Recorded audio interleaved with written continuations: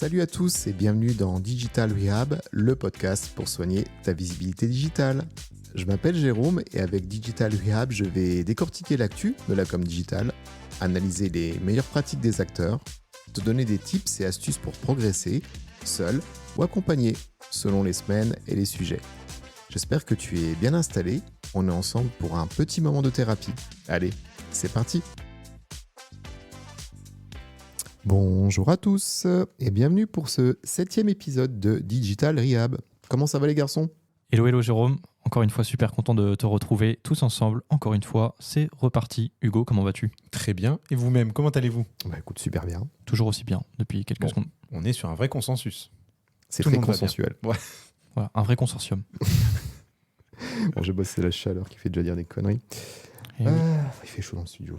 Ah d'ailleurs, en parlant du studio, si vous êtes sur Nancy ou dans le secteur et que vous cherchez un endroit pour enregistrer vos projets, vous retrouverez le lien du studio que nous utilisons en description de ce podcast.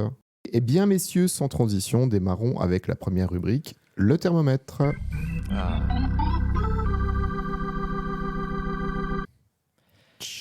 Ben voilà, ça faisait longtemps qu'on n'avait pas entendu cette douce mélodie, à vrai dire depuis mardi dernier, puisque nos épisodes paraissent tous les mardis, c'est important de le rappeler. À 7h du matin. C'est ça, 7h du matin. J'espère que vous êtes là à 7h. Ouais, que vous êtes réveillés. Et surtout, moi je vous conseille, à partir de 7h01 du matin, de mettre des étoiles sur le podcast. Ah, tu prends des risques là quand même, parce que si l'hébergeur n'a pas envoyé à 00, c'est vrai. Et que le monsieur se lève à 7h01 et qu'il n'y a rien. Et bah écoutez, vous serez réveillés de bonne heure, et vous aurez beaucoup de choses à faire de votre journée. L'avenir appartient à ceux qui se lèvent tôt. Exactement. Donc, voilà. Mettez les étoiles dans tous les cas. On recadre un petit peu, mais oui, tu as raison. Très bien.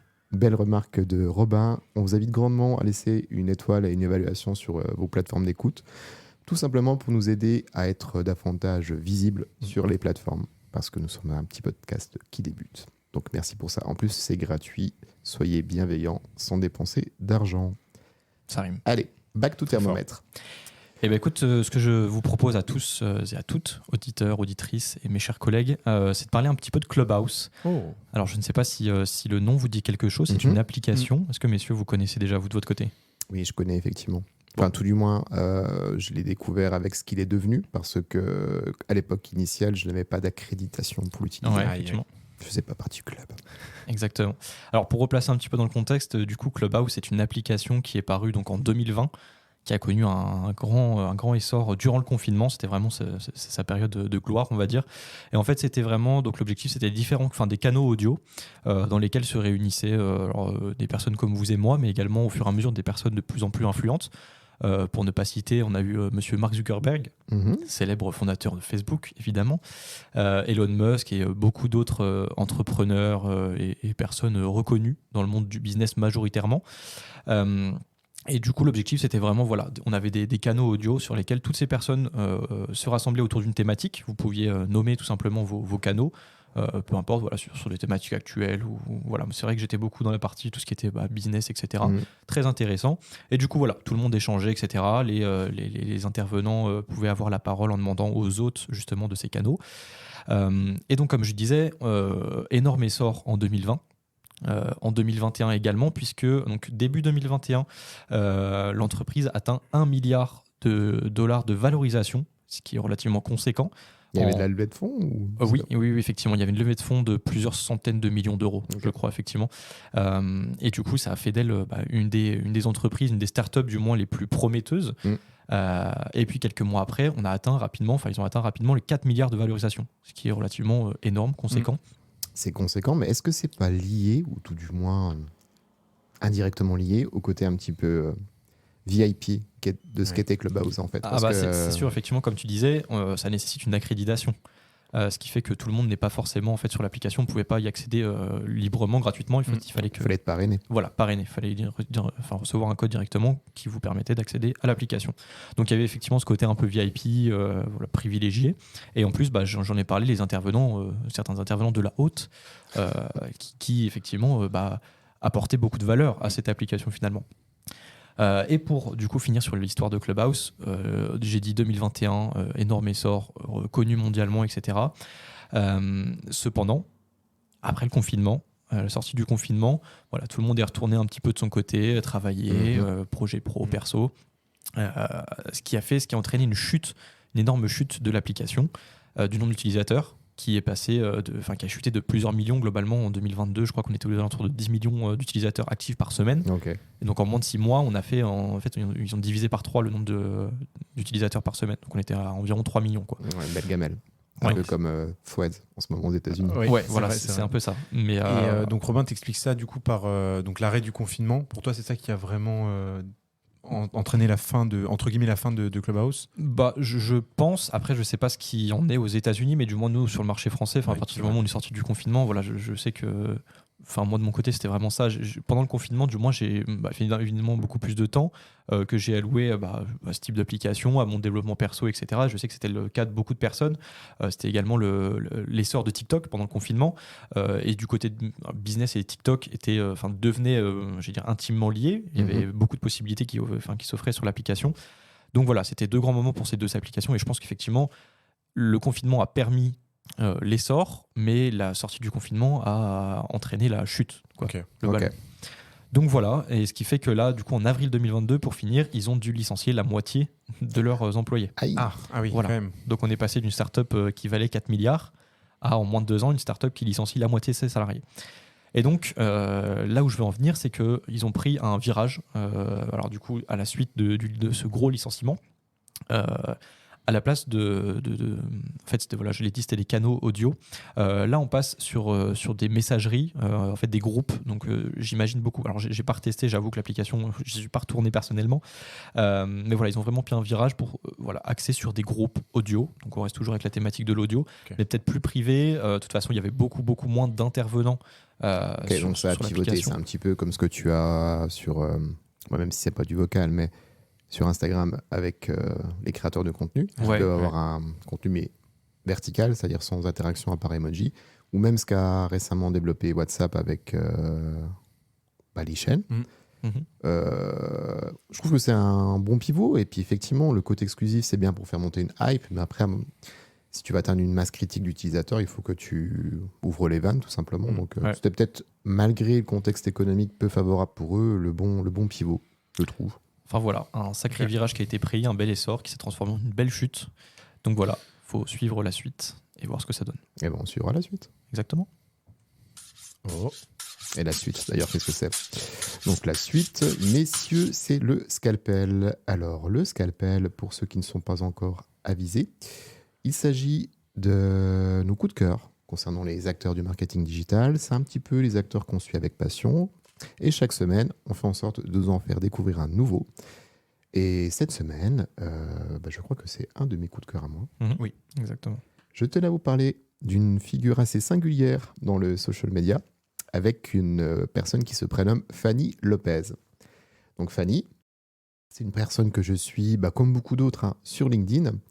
Et pourquoi j'aime beaucoup ce que nous propose Fanny? Disons que ça change vraiment de tout ce qui est très corpo et très incitatif à la vente. Fanny a un business model qui est mis en page, et LinkedIn est un usage pour elle, mais pour autant, une manière de communiquer qui est tellement décalée que c'est un vent de fraîcheur, à mon niveau, je pense. Ok. Qu'est-ce que tu entends par Ouais, c'est manière ce que décalée j'allais de demander, communiquer? Disons que si tu veux, on a tous notre personal branding. Ouais. Pour ce qui est de Fanny, elle se décrit comme la morue de LinkedIn. Ok. Effectivement, un peu décalé. Et sa baseline, en fait, qui est profil Fada, c'est bien coûte au branding de morue.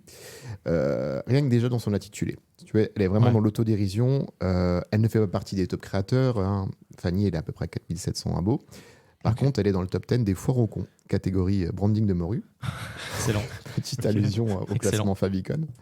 Et son sujet de prédilection, en fait, c'est le branding, le copywriting et le storytelling. Elle a fait du copywriting pour une boîte qui était, si je me rappelle bien, je ne me rappelle plus.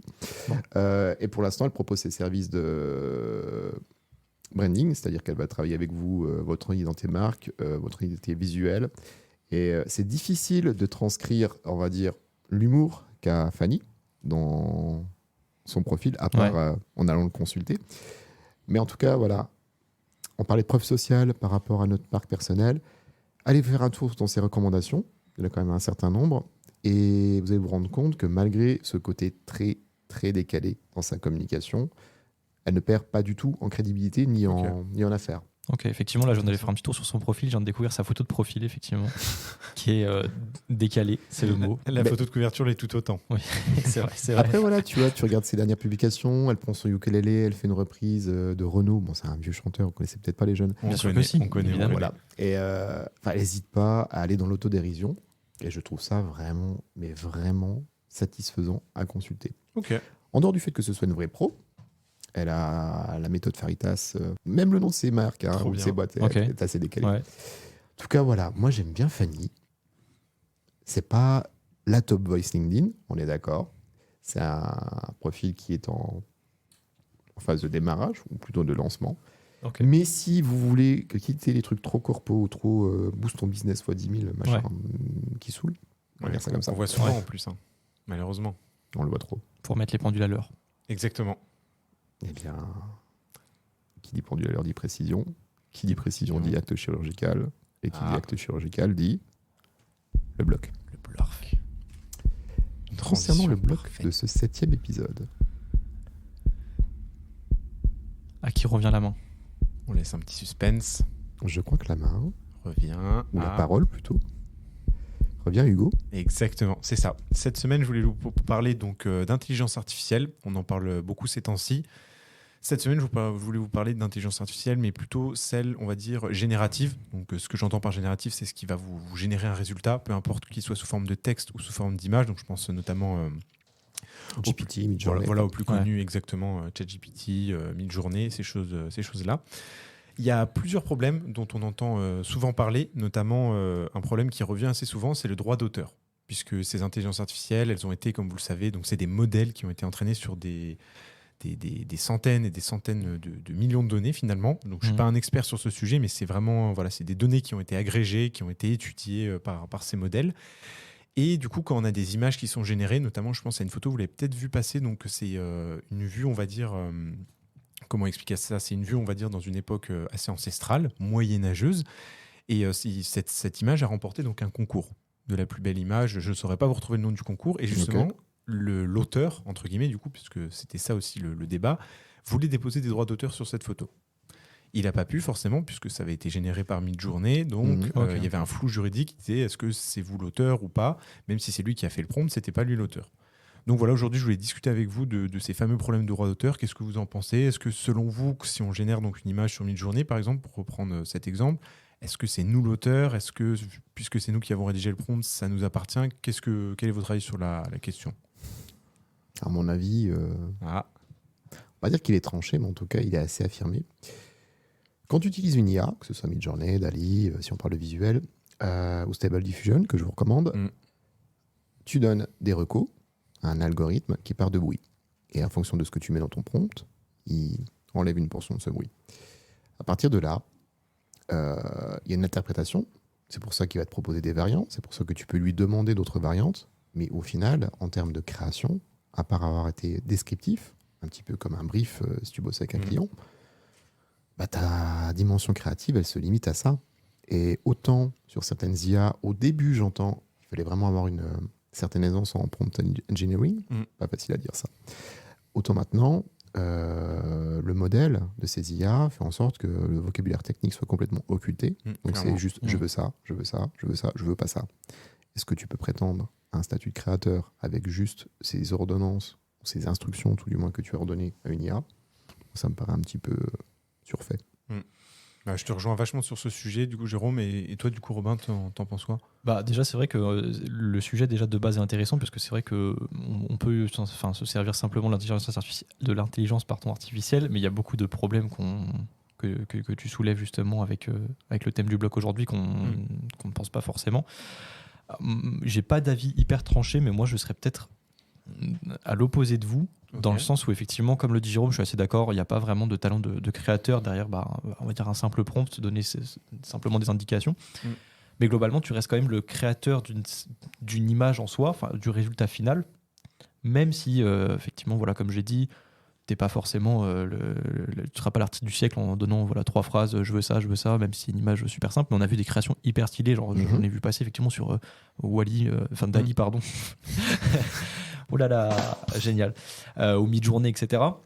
Mais voilà, tu restes quand même au fond le créateur en soi j'allais dire de l'œuvre, de l'image. ouais, j'allais dire de l'œuvre, Mhm. mais de là à dire une œuvre, c'est peut-être un peu poussé, C'est mais de comme la création. si, enfin, pour moi, hein, je vais peut-être me trouver un peu aigri, mais c'est comme si tu disais à un archi, je veux une maison avec telle nuance, tel meuble, et tu t'appropriais le travail de ton archi que tu as payé. C'est vrai. Ouais, Non, c'est le vrai, talent, ouais, le je talent, vois l'artiste, ce c'est que l'architecte, tu veux c'est dire. pas le commanditaire, quoi.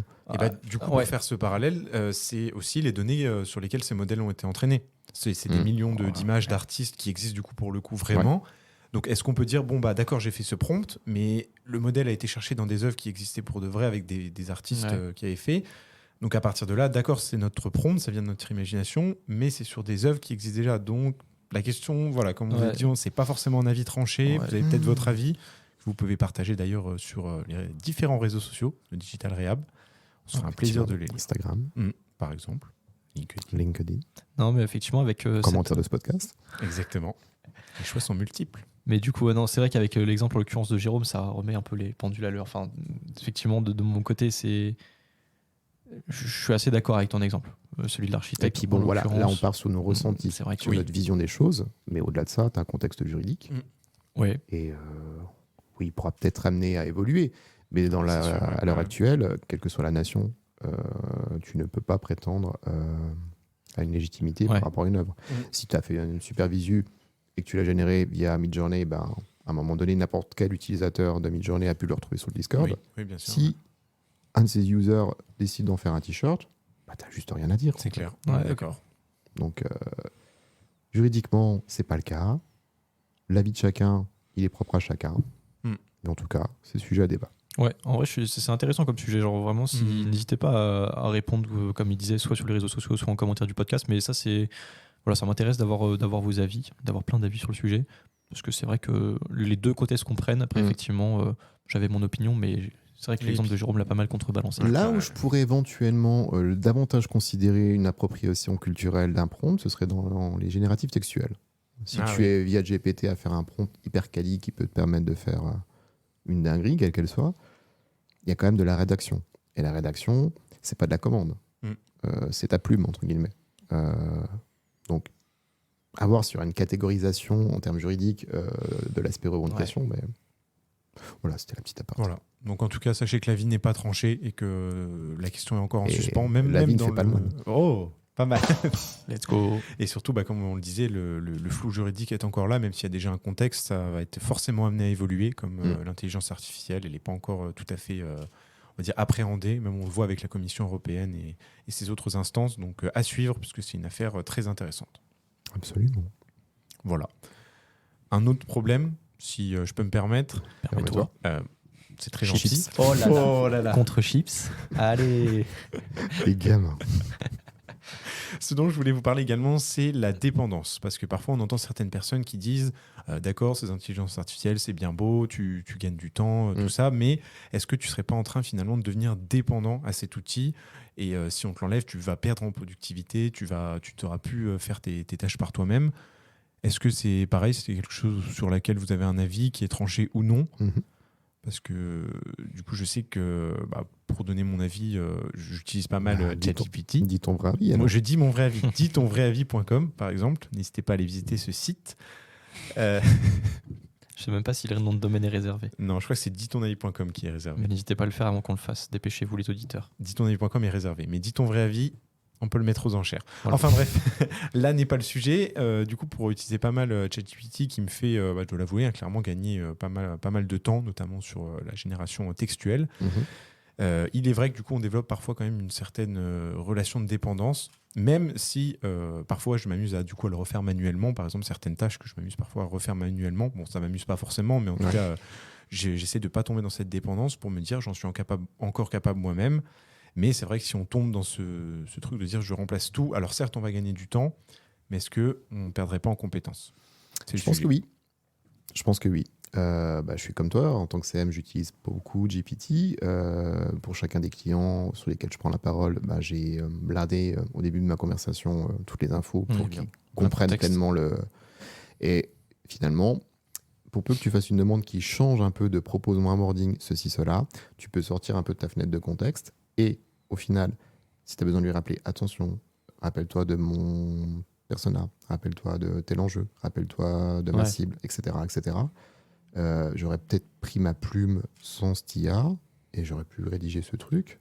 Parce qu'en plus, tu as sa propale, mais tu as une propale qui est très GPTesque, si je peux me permettre ce néologisme, avec tout ce que tu reconnais, c'est-à-dire des emojis qui sont en début de phrase, des hashtags avec un majuscule à chaque fois, enfin des choses qui sont clairement identifiables. Tu sais que ça vient de GPT. Exactement. Donc, entre retravailler ton prompt pour t'assurer que tu restes dans ta fenêtre de contexte et retravailler le rendu visuel, je me dis, mais des fois, tu faisais 100 avant et t'allais peut-être aussi vite, quoi. Clairement, voire même plus Et vite. voilà, tu dis, pour garder la main sur cet outil, tu vas l'utiliser, mais au final, alors pour certaines tâches, c'est génial.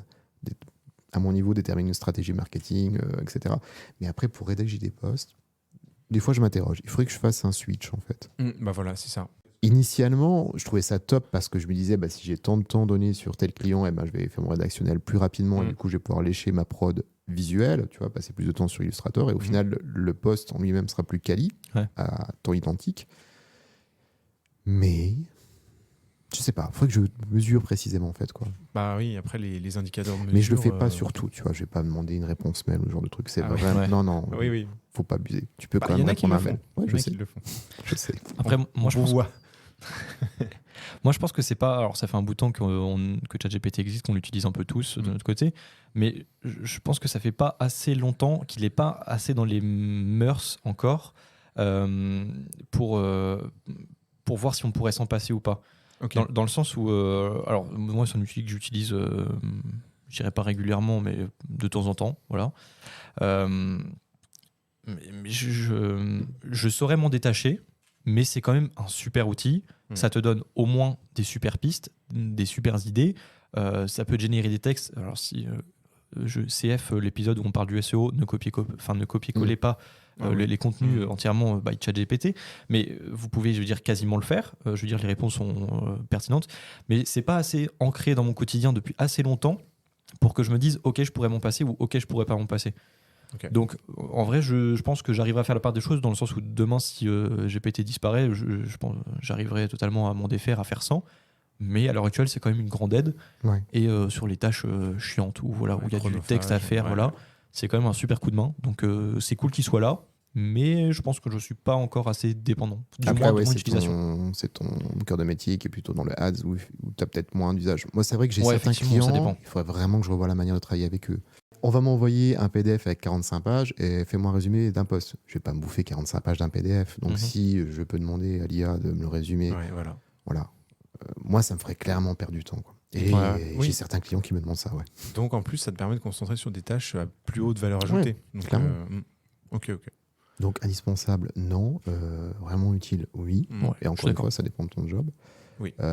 Dépendant, non, mais il faut faire attention à ne pas le devenir. Enfin, voilà, ça c'est mon profil. Non, mais je suis d'accord. C'est vrai. Puis comme tu l'as dit, c'est aussi donc le profil, on va dire professionnel, donc le secteur dans lequel vous travaillez, mais également votre profil personnel, parce que je sais qu'il y a certaines personnes qui sont complètement opposées à l'IA, alors même que ça pourrait leur faire gagner du temps, mais simplement par question d'éthique, on va dire ça comme ça, ils ne veulent absolument pas utiliser l'IA. C'est un point de vue, il est entendable, mais donc voilà, ça dépend. Tu as plein de freins. Tu as l'éthique, tu as la protection des données, parce que en entreprise, tu te dois de réfléchir au fait de donner des trucs plutôt sensibles à une IA, sur lesquels tu ne peux pas verrouiller la diffusion de ton contenu ou son exploitation. Mais oui, de toute façon, avec ou sans, l'IA est là. Donc le projet, pardon. C'est quoi le projet ? Je n'ai pas là, Jérôme, je ne peux pas t'aider. Le progrès. Le progrès. On n'arrête pas le progrès. progrès. Voilà, tu ne l'arrêtes pas, tu peux t'y opposer, tu peux l'embrasser. En tout cas, voilà, il faut avoir une certaine neutralité vis-à-vis de ça. Et puis c'était mieux avant, peut-être. Mais en tout cas, ça ne sera plus comme avant. C'est ça, c'est là maintenant. Il faut faire soit avec, soit sans, mais c'est là et on ne peut pas le nier. Voilà. Très bien. Bon, des avis qui divergent parfois, qui s'accordent d'autres fois. Et on attend les vôtres en commentaire de ce podcast, encore une fois, juste après avoir mis 5 étoiles. À 7h01. À 7h01. Et avoir activé la petite cloche, évidemment. Ouais. Et puis, si vous n'êtes pas très utilisateur de plateforme d'écoute, vous pouvez aussi vous inscrire à la newsletter. Vous avez le lien en description. Déjà, c'est une news sur laquelle on va mettre l'ensemble des potentiels liens qu'on aura abordés pendant les épisodes. Et puis, vous êtes aussi notifié par mail d'un nouvel épisode. Donc, ça... plutôt pratique. Si vous n'êtes pas là à 7h, bon. vous pourrez lire votre mail à 8h. Voilà. Et nous écouter à 9h. Ok Hugo, dis-moi, autre chose? Après, on en a déjà brièvement parlé. Je voulais simplement aborder le dernier point qui était l'éthique. Mais bon, on en a déjà un petit peu parlé. C'était surtout, après, je sais pas si ça rentre dans cette notion d'éthique, mais par exemple, les étudiants ou ces choses-là qui ont par exemple des mémoires à rédiger et qui vont le rédiger entièrement sur ChatGPT. On entend souvent des articles de presse qui disent ce professeur a refusé de corriger tant et tant de copies parce qu'il suspecte qu'il y a eu utilisation de ChatGPT. Ouais. Donc voilà, est-ce que pour vous c'est une notion, est-ce que déjà pour vous c'est ok d'utiliser ChatGPT pour ces Ça études? dépend. Voilà, c'est encore une fois le sujet n'est pas tranché. Tu as des études scientifiques où tu dois coucher des calculs. Le modèle peut te permettre de gagner du temps là-dessus. Si tu dois rédiger 30 pages sur un sujet et que tu as la flemme et que tu demandes à l'IA de le faire, on n'est pas dans le même sujet.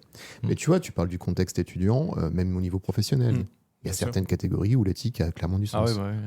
Et tu prends l'exemple d'un ghostwriter. Ah oui. Bonjour, d'accord. je vais rédiger tes publications. Et que c'est l'IA qui le fait. Voilà. Là où Ça j'aimerais part quand sens. même nuancer, c'est ce dont tu as parlé tout à l'heure. Si la personne justement a construit un prompt qui est assez solide avec des variantes ou des choses comme ça, est-ce que là, du coup, cette notion d'éthique ne serait pas remise en jeu? Puisque du coup, certes, en fait, tu deviens un ghostwriter de 2023 qui a des aptitudes en prompt engineering, effectivement. Exactement. Parce que si tu as un prompt solide sur lequel tu donnes toutes les datas du client pour qui tu vas écrire, ça va être une grande aide. Et ce ne sera pas pour autant quelque chose que tu vas copier-coller parce que tu as des aptitudes rédactionnelles, c'est ton En cœur de plus, métier. oui. Mais oui, ça a du sens. Après, voilà. Je pense que sur certains cœurs de métier où ton expertise c'est ta plume, éthiquement parlant, c'est plus préjudiciable d'évoquer l'IA dans tes outils lorsque tu travailles. Je suis d'accord. Voilà. Voilà. On a fait le tour, donc vous l'avez entendu, pas forcément d'avis tranché, on attend les vôtres, et puis donc sujet hyper intéressant qui va encore évoluer, c'est sûr, dans les jours et les mois à venir. Évidemment. On fera des updates. En tout cas, épisode sérieux, épisode débat, Très sérieux. pas de blague, pas de là, coin-coin. c'est assez impressionnant. On a eu quelques-uns. Oui. On a eu deux petits coins-coins, je ne sais Ouais. pas. Mais le blog très sérieux. Très Même sérieux. Nos Charlotte, bon. Promis, mardi prochain, on sera un peu moins sérieux. Je sais pas C'est si promis. c'est Ça va vendeur. être la foire. Je donne ma parole. Bon, on verra. On viendra comme nous sommes. Exactement. Eh bien, messieurs, un petit mot de la fin peut-être? Oh. Je vous laisse commencer. C'est pas facile. Hein. Philosophie. Tout simplement parce qu'on est un petit peu rentré dans des considérations philosophiques. Alors voilà, philosophie. C'est Au calme. J'ai mon présomptueux ça. J'ai mon mot. Alors je vais dire le mien, comme ça je me ferai pas pré-shot. Vas-y. Oh. Engineering. Oh, les boss. Ah, les moi, boss. c'est effectivement un peu moins sérieux. Moi, ce serait tout simplement. J'en ai deux qui viennent, qui sont liés, qui sont appareil photo et clic. Puisque, voilà, si effectivement, durant cet épisode, vous avez entendu quelques clics, voilà. Merci Jérôme. Nous tenons à nous excuser par avance des petites nuisances sonores que vous venez peut-être d'entendre à l'instant. Nous avons un photographe parmi nous aujourd'hui. Écoutez. Voilà. Voilà, Vous l'avez sûrement mieux je entendu. parle de ce clic-clic-là. Un photographe qui est venu nous faire de magnifiques portraits aujourd'hui, que vous retrouverez sûrement sur les réseaux sociaux, donc n'hésitez pas à nous y On va rejoindre. attendre d'avoir le résultat avant de les vendre sur les réseaux. Voilà, effectivement. Un photographe de renom. Voilà. de On n'en renom. dira pas plus, mais il est connu à l'échelle internationale. Voilà. Son Wow. prénom, c'est Renon d'ailleurs. Ouais. Allez, on commence déjà à être un peu moins sérieux. Eh ben, c'était un Ça mot de la promet. fin qui n'était pas vraiment mot de la fin, mais en tout cas, voilà. Qui précise des choses. Exactement. Soyons précis. Donc, disons Ah, les mardi. choses précisément. Ah non. À mardi prochain, 7h. On vous embrasse et on vous dit à la semaine prochaine. À bientôt. Bisous. J'avais envie de C'est jouer. Déjà la fin de cet épisode. J'espère que tu l'as apprécié. En tout cas, j'ai adoré l'enregistrer. Si jamais tu as des questions, des sujets que tu souhaiterais voir abordés dans les prochains épisodes, tu trouveras en description un lien SpeakPipe pour me contacter. Je t'invite également à évaluer ce podcast et te remercie par avance. Je te dis à la semaine prochaine et d'ici là, prends bien soin de toi.